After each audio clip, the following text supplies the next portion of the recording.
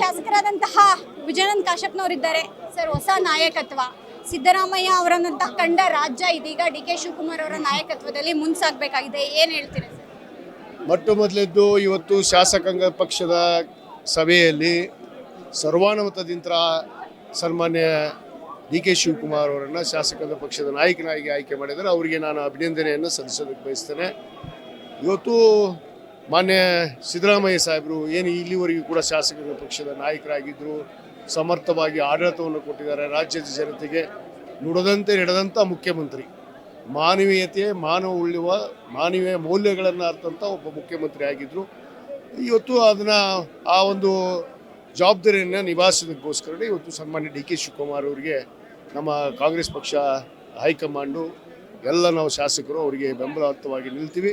ಖಂಡಿತವಾಗಿ ನಮಗೆ ವಿಶ್ವಾಸ ಇದೆ. ಅವರಿಗೂ ಕೂಡ ಸಂಘಟನೆ ಚತುರರು, ಅಧ್ಯಕ್ಷರಾಗಿ ಇವತ್ತು ಪಕ್ಷವನ್ನು ಅಧಿಕಾರಕ್ಕೆ ತರೋದರಲ್ಲಿ ಪ್ರಮುಖ ಪಾತ್ರವನ್ನು ವಹಿಸಿದವರು.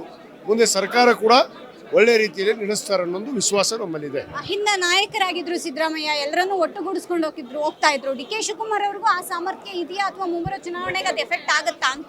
ನೋಡಿ, ನಮ್ಮ ಪಕ್ಷ ಇರೋದೇ ಜಾತ್ಯತೀತ ತಳಹಾದಿ ಮೇಲೆ. ಒಂದು ಧರ್ಮಕ್ಕೆ ಒಂದು ಜಾತಿಗೆ ಸೀಮಿತವಾದಂಥ ಪಕ್ಷ ಅಲ್ಲ.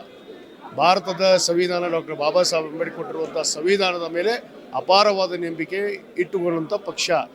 ಸಂವಿಧಾನದ ತತ್ವ ಆದರ್ಶಗಳನ್ನು ಪಾಲನೆ ಮಾಡೋದೇ ನಮ್ಮ ಮೂಲ ಉದ್ದೇಶ ಅಂತನ್ನುವಂಥ ಕಾಂಗ್ರೆಸ್ ಪಕ್ಷ. ಕಾಂಗ್ರೆಸ್ ಪಕ್ಷದಲ್ಲಿ ತತ್ವ ಸಿದ್ಧಾಂತದಲ್ಲಿ ಬೆಳೆದಂಥ ಡಿ.ಕೆ. ಶಿವಕುಮಾರ್ ಅವರು ಖಂಡಿತವಾಗಿ ವಿಶ್ವಾಸ ಇದೆ, ಯಾವುದೇ ಸಮುದಾಯಕ್ಕೆ ಅನ್ಯಾಯ ಆಗಲಾರ್ದಂಗೆ ಎಲ್ಲ ಸಮುದಾಯಗಳನ್ನು ಒಳಗೊಂಡಂತೆ ಎಲ್ಲರನ್ನೂ ಒಟ್ಟಿಗೆ ತಗೊಳ್ಳುವಂಥ ಕೆಲಸ ಮಾಡ್ತಾರೆ. ಸಿದ್ದರಾಮಯ್ಯ ಸಂಪುಟದಲ್ಲೇ ಸಚಿವರಾಗಬೇಕು ಅನ್ನುವಂತಹದ್ದೊಂದು ನಿರೀಕ್ಷೆ ತಮ್ಮದು ಕೂಡ ಇತ್ತು. ಈ ಬಾರಿ ಆಗಿದೆ.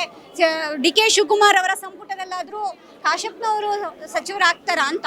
ಖಂಡಿತವಾಗಿ ವಿಶ್ವಾಸ ಇದೆ. ಈಗಾಗಲೇ ನಾವು ನಮ್ಮ ವರಿಷ್ಠರಿಗೆ, ನಮ್ಮ ನಾಯಕರಂತ ಸಿದ್ದರಾಮಯ್ಯನವರಿಗೆ ಮತ್ತು ನಮ್ಮ ಇಂದಿನ ಶಾಸಕಾಂಗ ಪಕ್ಷದ ನಾಯಕರಿಗೂ ಕೂಡ ನಾವು ಮನವಿಯನ್ನು ಮಾಡಿಕೊಂಡಿದ್ದೇವೆ.